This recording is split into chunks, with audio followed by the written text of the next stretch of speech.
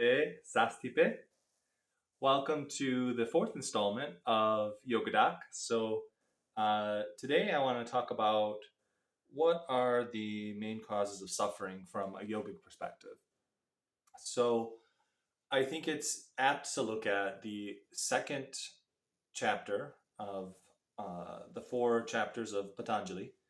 Uh, and that chapter is chapter 2, called Sadhana Pada, which is our practice, our practice chapter. Essentially, how do we move past the things that are a struggle for us? So that's what sadhana means, is this practice. So Sutra 2.3 in Patanjali's Yoga Sutras looks at the concept of 5 kleshas. So I'll sing the klesha to you, or chant it, because I think that's very appropriate in the yogic setting. And then I'll sort of go through what each of the different parts are. So this is Sutra 2, so chapter 2, verse 3. So 2.3 is what we would say. So Sutra 2.3. And it goes like this. Avidya, Asmita, Raga, Dvesha, Abhinivesa, Kleshas. And it has 5 parts to it that I'll break down now. And then it ends with the term klesha. So klesha is a good word to define. Klesha is a word that means struggles or things that are barriers to our ability to live a full life in the present sense of where we're at. The first one is avidya. So avidya, if you think, for those who are English speakers, so if you're listening to this, you're probably an English speaker. Vid is the same root as in video. So to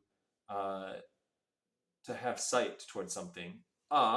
Much in the same way that we use a to mean the opposite of something in English. Avidya is without sight or without truth. So this idea of ignorance, right? So avidya is very, very important one of the kleshas that all of the other ones kind of stem from. This not being aware of who our true self is, or not being aware of what is true knowledge, how we can get to true knowledge. So a lot of times we face a world where there's a lot of falsities around us, and we end up in this world where we start to believe them. And as we believe them, we are not able to actually get to the point of seeing who our true self is, right? Conflating this idea of using so-called wrong knowledge to be able to understand the world leads us down a dark path. And that's true, in many different religions, many different philosophical ideas. So does Patanjali go in an opposite direction from the rest of the world? No, because it's in a universal truth, right? It's one of the things that we know. Ignorance, or avidya, kind of leads you away from the true path and can lead to suffering, which is what essentially kleshas are. So these are things that lead to suffering. Our next one is Asmita. So Asmita is this concept of I-ness. It's this ego. It's like what drives us apart from other people because we're focused on ourselves. But in yoga, we go one step further and we say, this is one of our kleshas, one of our things that can lead to suffering, because it's putting ourselves at the center of the universe without realizing our connection to other people. It's also conflating the idea that who we think we are, who we build up in our mind, these labels that we apply to ourselves, are our true selves. And in a lot of ways, that's not true, right? So we might use the term to say, I'm a great athlete, or I might say, I'm a great doctor. But those are only labels. Those are not the true, deeper part of who we are. We're so much more than that, and our connection to other people is important to recognize. So our third one is raga. So raga is this concept of attachment. So it can be attachment to items that we have, it can be attachments to things that we find pleasurable. And it's that continually seeking behavior, which you can kind of guess where I'm going with this, right? If we continually seek things that bring us pleasure, we often miss out on other things that might need our focus. We might only focus in on the things that we think are good for us because they make us happy and they give us, this uh, deep sense of pleasure and deep sense of enjoyment. Uh, and so that's the thing that we have to realize, right? And this kind of goes along with the fourth klesha, which I'll go over in a second. But this enjoyment that we have um, with the concept of raga, this only focusing on things that bring us happiness and pleasure, it can be a source of suffering, right? We can shirk off on responsibilities that we have. We can move in a direction that is not the direction that we hope to because we get our vision clouded by the the things that bring us most excitement, and we don't want to do the things that are harder to do. And that brings us to our fourth point. So fourth klesha is Dvesha. So Dvesha is this idea of it's essentially the opposite of raga. So it's this rejection, this not wanting to do things that bring us suffering. And in a way, that is suffering, right? This avoidance of wanting to do those things, not wanting to see those eventualities and move through harder aspects of our life, this avoidance of it in itself takes up a space in our mind, takes up a space in our lives, and prevents us from being able to live the full life in the present, in the presence of others, and in the present time. And the most important thing to realize about that is it's all balanced, right? It's this idea of if we move too much in one direction, we focus too much on hedonistic pleasures, and don't have any of our things that we would hope to avoid, we would think to avoid, we face suffering. And the opposite, if we avoid too many things that we don't want to do, we also face suffering. So there has to be a balance in between in order for us to live a true life in the moment. The last one is a concept called Abhinivesa. Abhinivesa is this idea of clinging to life. So all life forms have it, especially humans. And we cling to the things that are constants. We cling to life as if it'll exist forever. And this is probably the hardest concept for lots of people to understand. And it's something that's touched on in pretty much every religion, probably for good reason.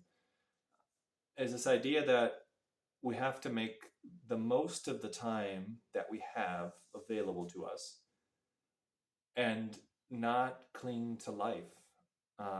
And it's not to say that um, we should try to hasten these things and be like, let me move, let me be in the death mindset. I'm going to die one day. But it's to say, maybe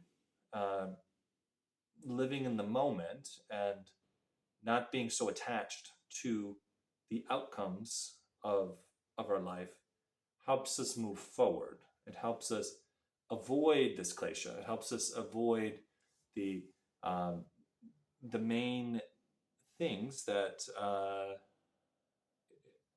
give us fear and pause. Like if we cling to one thing, the opposite of that, or the kind of the parallel to that, is that we fear the opposite. So fearing the opposite, which in this case, the opposite of clinging to life, is facing death. So Abhinivesa is kind of an explanation of one of the things that can bring us suffering, right? So we so cling to life that uh, we often suffer because we do everything to kind of keep trying to preserve the sameness, and that's the crux of it all. We cannot preserve the sameness. Time will get to us no matter what we choose to do, and it's what we do with that time that is the important part. It's this realization that all of us have finite time spans, and what we are able to do, what sort of life we're able to live through this, with other people, with a mindset to go past these kleshas, is kind of the main part of Yoga Sutra 2.3 in Patanjali's Yoga Sutras, is this concept that if we can move past these points of suffering, then we actually can be more whole and more focused in on living in the moment. So just to kind of review, at least according to Patanjali, the five causes of suffering are ignorance, so Avidya, the concept of Asmita, I-ness, ego, that we are the most important, or in this one, that I am the most important. I guess Asmita is I-ness, so it's focused in on the individual who thinks they're the most important. Raga is attachment to pleasurable things. So too much attachment to pleasurable things leads to suffering. 4, Dvesha, this concept of rejection. So it's the opposite of raga, this rejection of things that are not pleasurable to us, the things that are unpleasant. Too much avoidance of these things leads to more suffering. And then number 5, Abhinivesa, this idea of clinging to life as the only part that we should focus on, this preoccupation that we should maintain the sameness in our life without acceptance of change. As there are 2 things that are also talked about in yoga, is Satvada. So Satvada is this concept that everything that's experienced, everything that can go through the senses is true. And the truth that someone experiences might be different than the truth that someone else experiences, right? It's all based on the senses that person has. And then Parinamavada, which is this concept that change is inevitable. Change will always continue to happen, and being aware of that can actually be liberating, right? That can lead us to expectations that are more in line with what is occurring around us. So I hope you liked that explanation of Yoga Sutra 2.3. So this is our 4th video. I hope to post more very, very soon. But I thought that was a very core concept that I wanted to touch on. And I managed to do it in under 15 minutes. So that's a win. So, Dhanyavad. Nice to get.